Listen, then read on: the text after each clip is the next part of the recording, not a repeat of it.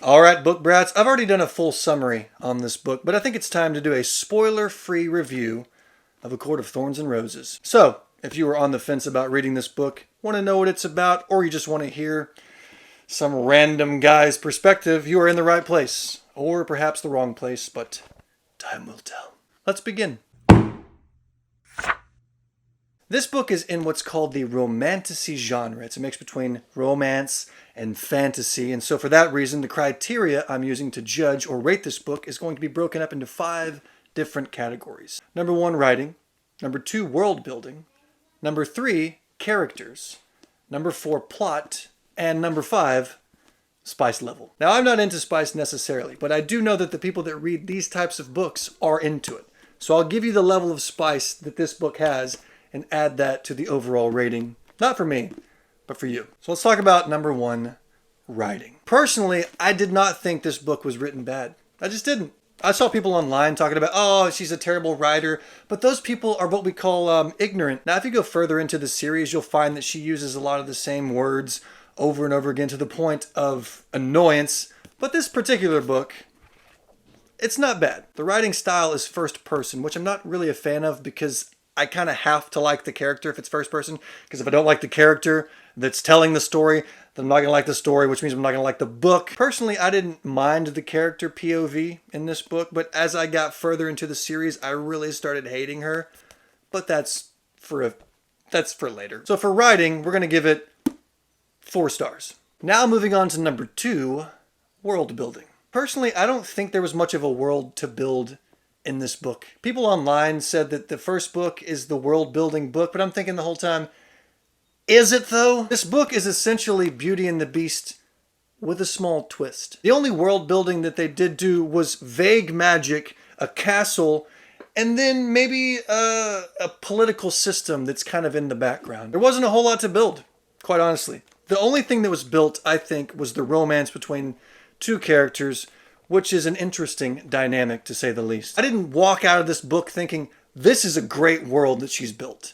I did think I'm intrigued for the next book, but the next book is where all the world building, in my opinion, is at. This is not necessarily a spoiler because it happens early in the book, but the main character, Feyre, goes to this place called the Spring Court, and that's basically where the entire story takes place, and they kind of build the world up, I guess, a little bit. There's other aspects she goes into some detail about that you can't really appreciate until later in the series, but overall the world building in this book is not the greatest. So for that, I'm going to give it a 2.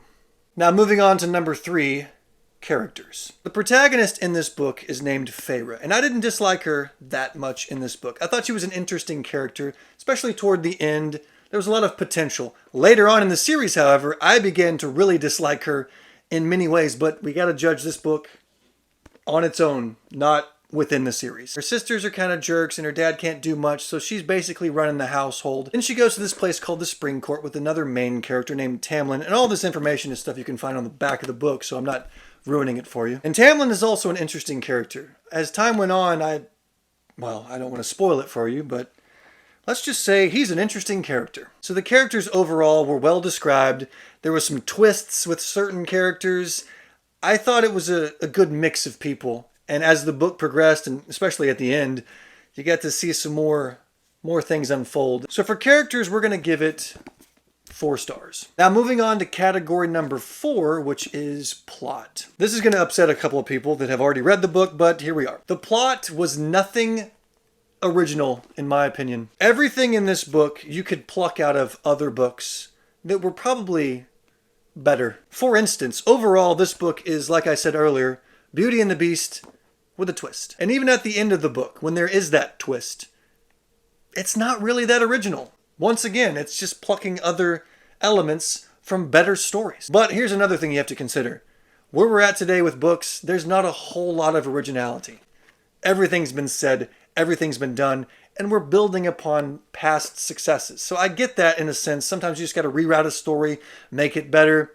This book is not bad, but it's certainly not original. But did the plot flow well? Did it make sense? Was it interesting? Was it fun? Yes to all, to a certain extent. The thing about Sarah J. Maas books, or Maas, I don't know how to pronounce her name. She's got 2 A's. How do you pronounce that? Is that towards the end of the book, around 100 pages left, everything goes crazy. The first 300 pages, in my opinion, are quite slow. Again, you're building characters, you're somewhat building a world, but the last 100 pages is where it really kicks on and starts getting really good. It did seem like, though, she drug out the first 300 pages to the point of exhaustion, and the last 100 pages, when stuff started getting really good and interesting, she wrote it way too quickly. I feel like if she would have halved it, it would have made for a better story, but who am I to question this author? She sold millions of books. So for plot, it wasn't very original, although you could argue there are some aspects that perhaps could be perceived as original. I'm going to give plot 3 stars. Now moving on to number 5 and our final category, spice level. Like I said earlier, I'm not a fan of spice necessarily, but I have to include this as a category because people read these books expecting spice, because again, this is in the romantasy category. I have to rate this book based on who it was written for, why it was written, what genre it was written, and not try to impose my own ideas and things that I wanted and then rate it according to the lack of those impositions. That would be like me watching John Wick and then getting upset that it didn't have a princess in it. Well, the reason it doesn't have a princess is because it's not that kind of movie. It's an action movie with shooting and man stuff. So back to our category here, spice. Did this book have spice? Yes. Was it a spicy book?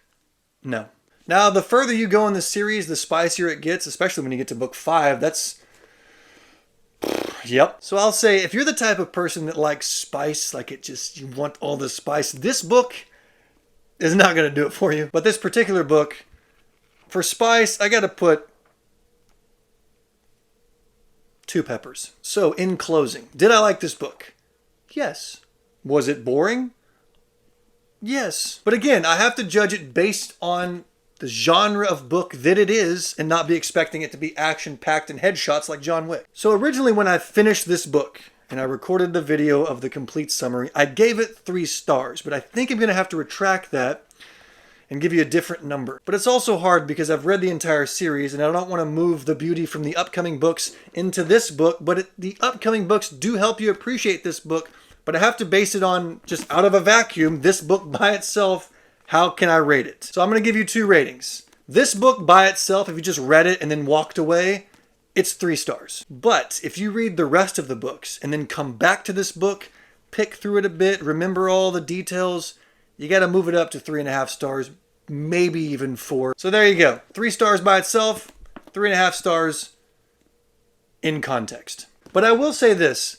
I would recommend this book to somebody else that's looking to get into a series that they're going to walk away from and think about every day of their lives. So what did you think of this book? Did you like it?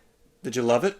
Did you want some more of it? Did you try so hard but couldn't rise above it?